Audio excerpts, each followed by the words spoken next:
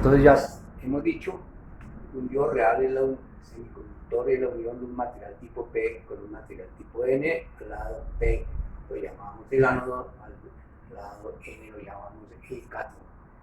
Cuando lo ponemos en contacto, en la frontera aparece una recombinación par electrón hueco, descubriendo iones negativos en el lado P y iones positivos en el lado N, que hacen que los electrones encuentren un rechazo por ese potencial negativo de acá y los huecos un rechazo por el potencial positivo. El símbolo, ya lo sabemos, es una flecha, el ánodo, el cátodo, y si hiciéramos una gráfica voltamperimétrica, o sea, si vamos a graficar voltaje ánodo cátodo versus la corriente del diodo, o sea, esto es lo que llamamos el voltaje del diodo, vamos a encontrar que inicialmente la corriente es cero y vamos a tener dos polaridades. Polarización en directo y polarización inversa. Polarización en directo es colocar aquí un positivo para atraer los electrones del lado N y aquí un negativo para atraer los huecos del lado P. O sea, aquí debemos colocar una fuente de voltaje que nos dé la corriente en ese sentido, lo vamos a hacer variable para hacer la gráfica y colocamos una resistencia que nos va a limitar la corriente que va a circular por el circuito. Y entonces vamos a empezar desde cero y vamos a empezar a aumentar este voltaje. Y lo primero que vamos a hacer es que si este voltaje de afuera no le gana al interno, la corriente, antes de superar el voltaje, la corriente es casi cero.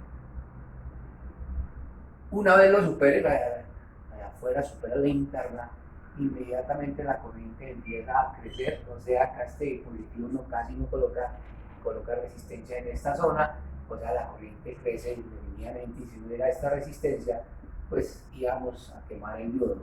Por lo tanto, hay que tener en cuenta siempre que el voltaje sobre la resistencia no supere la corriente máxima del diodo. Los diodos hay de 1 amperio, de medio amperio, de 2 amperios, 50 amperios, 300 amperios y más. Entonces, encontramos la curva en directo y dijimos que esto varía exponencialmente. Si invertimos la tensión y polarizamos en inverso, o sea, colocamos el negativo aquí y el positivo acá, pues ya cesa la corriente mayoritaria y lo único que sabemos es que va a haber una corriente de portadores minoritarios, otra vez vamos incrementando y nos da una corriente muy pequeña, estoy exagerando un poco, una corriente muy pequeña que es la corriente de portadores minoritarios. Y ahí entonces aparece la ecuación del diodo que nos dice que la corriente del diodo es igual a una corriente que depende de la construcción por E por B sub D, que es el voltaje del diodo, sobre el voltaje térmico menos 1. La corriente de polarización depende de la construcción, depende del área, entre más área, pues mayor corriente, va a depender de la temperatura, o sea, de la concentración intrínseca, va a depender de la carga del electrón y va a depender de otros parámetros como son el dopaje, tanto en el lado A como en el lado P como en el lado N. Lo pueden ver en un libro, no esa fórmula no la vamos a utilizar nosotros, simplemente la referimos. Y el voltaje térmico lo podemos calcular como K, que es la constante de Boltzmann, por la temperatura en grados Kelvin, sobre Q, que es la carga del electrón. Y tendríamos entonces todo para usar esa fórmula. Normalmente I sub S no lo van a encontrar como característica de los fabricantes, pero uno lo podría calcular simplemente si uno hace la gráfica, después se coloca en un valor I sub T determinado, encuentra su B sub T determinado y puede calcular I sub S, que es la única incógnita, y encontrar el valor de I sub S. Con esos datos entonces podemos hacer análisis de circuitos. Entonces ya podemos trabajar con un diodo real, alimentamos una fuente de 10 voltios, una resistencia de 10 ohmios y un diodo real. Si fuera ideal ya sabíamos que la corriente es 1 amperio y que aquí habrían 10 voltios. Lo que vamos a hacer aquí es aplicar las leyes de Kirchhoff, que dicen que los 10 voltios que le estoy aplicando al circuito va a ser igual al voltaje que aparece por el diodo, P sub T, más la que hay en esta resistencia, que sería I sub T por 10 ohmios. Y vamos a reemplazar I sub D por la ecuación del diodo, tenemos que decir que esto es igual a 10 por B sub D más I sub S por E sub PD sobre BT menos 1 todo por 10. Tendremos que conocer I sub S. I sub S, vamos a decir por ejemplo, que es igual a 10 a la menos 12, un valor típico de un diodo de 1 amperio. Y el BT, digamos que vamos a trabajar siempre a una temperatura de 27 grados centígrados. Se llama la temperatura ambiente. A esa temperatura, el BT, dando la fórmula, nos da 25 milivoltios. Entonces, tenemos que solucionar esta ecuación y lo vamos a solucionar por método numérico. Le voy a dar valores a E sub D hasta que esta ecuación se cumpla, que y es igual a la caída en el diodo más la caída en la resistencia. Bien, entonces para resolver el circuito lo que yo he hecho es una tabla donde coloco diferentes valores de B sub D, encuentro el B sub D sobre 25, en este caso sería a la 20, a la 24, a la 28, a la 32 y encuentro la corriente, o sea, hago esta fórmula de la corriente. Obviamente estos valores son tan grandes que está el 1, el 1 lo desaparezco, no lo uso ahí para nada, y encuentro los valores de corriente. En el caso de que fuera 0,5, la corriente sería 4,85 por 10 a la menos 14, para 0.6 sería 2,64 mil amperios, para 0.7 sería 1.4 voltios y para 0.8 serían 78.9 amperios para existir. O sea, al usar esta fórmula, esta de acá, y es igual al valor de la caída del diodo más la caída en la resistencia, para 0.5 me daría 10, sería igual a 10, igual a 0.5 más esto que es milivoltios, o sea, estamos lejos, o sea, esa no es la respuesta. Si nos lo colocamos en el otro extremo de 0,8, nos da que 10 sería igual a 0,8, pero la corriente 78.9 por 10 ohmios nos da 789 voltios, imposible. Entonces nos vamos a los dos valores intermedios, que nos da que con 0.6 nos da 10 igual a 0.6 más este término que todavía es milivoltios, y en este que nos dice que nos da 0.7 más 14,4, o sea, si nos damos cuenta, aquí nos estamos acercando en el 0.7 al valor real y llegamos a que si S es igual a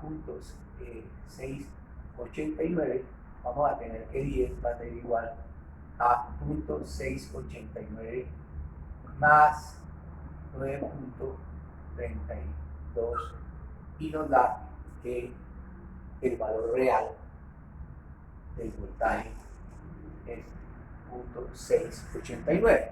Quiere decir que en el voltaje 689 podríamos calcular la corriente diciendo que es 10 voltios menos 0.689 sobre 10. Y encontramos la solución que pues está cerca a lo del diodo ideal. Ustedes hacen los cálculos, pero no nos alejamos tanto, o sea, tiene un comportamiento cercano al diodo real. ¿Qué nos queda ahora por hacer? ¿Qué pasa si la temperatura varía? O sea, si varía la temperatura, el BT ya no sería 25 milivoltios. Si no es más temperatura, valdría más. Si es menos temperatura, valdría menos. Y pues tocaría en esta fórmula hacer los reemplazos. O si el diodo fuera más grande, supongamos, este diodo dijimos que era de 10 a la menos 12 para un diodo aproximadamente de 1 amperio. Si multiplicamos por 10, o sea, nos da 10 a la menos 11, el diodo podría ser del orden de los 10 amperios. Y si multiplico otra vez por 10, nos da menos 10, esto de la corriente de diodo de 100 amperios. Y volviéramos a hacer todo lo mismo, igual todas estas ecuaciones, vamos a encontrar que realmente el valor del voltaje sobre el diodo nunca va a ser más grande que 0.8, siempre va a ser mayor a 0.6. Quiere decir que los voltajes en el diodo va a estar entre 0,6 y 0,8 independiente de las condiciones de temperatura y del diodo. O si cambiamos aquí los valores de voltaje y resistencia, nos dará nuevos valores, pero siempre vamos a encontrar que el voltaje en el diodo va a estar en esos términos. Por lo tanto, estamos ya con este resultado listos pues, para hacer algunas aproximaciones, que es básicamente lo siguiente. Vamos a decir entonces, ¿qué es un diodo real? Un diodo real, vamos a decir, que es un circuito que tiene la siguiente característica. En directo, una vez superado el valor del V gamma, la corriente va a crecer exponencialmente, y en inverso la corriente va a ser muy pequeña. Y estamos diciendo que una vez entra a esta zona, el voltaje del diodo va a estar entre 0,6 y 0,8. Entonces vamos a decir lo siguiente, vamos a hacer aproximaciones lineales. Voy a decir, miren, antes del 0,6 la corriente es 0. Tan pequeña que digo 0,6. Y a partir de aquí en adelante, en lugar de decir que varía exponencialmente, voy a decir que la variación es lineal. Aproximo la curva lineal a la curva exponencial. Y en inverso digo lo mismo. Esto es una variación no exponencial, sino lineal. ¿Esto para qué nos sirve? Para llegar a circuitos equivalentes y decir de la siguiente manera: si yo estoy trabajando en polarización directa, yo puedo representar a mi diodo como una fuente de tensión de valor de su gamma que hay que superar para entrar a esta zona, y una resistencia, ya que como esto es lineal, esta parte lineal la puedo representar con una resistencia y la voy a llamar RD. Y el inverso, que digo, es una resistencia de comportamiento, es de una resistencia de muy alto valor, porque la corriente aquí es muy pequeña. Obviamente esta resistencia es muchísimo mayor que esta, porque esta va a ser bien pequeña. Entonces yo podría decir que puedo trabajar con diodos o con circuito equivalente, diciendo el inverso lo puedo representar por una resistencia en inverso, y en directo como una fuente que hay que vencer y una resistencia RD. Y convertimos entonces nuestro diodo a un circuito equivalente, que es lo que vamos a hacer de ahora en adelante.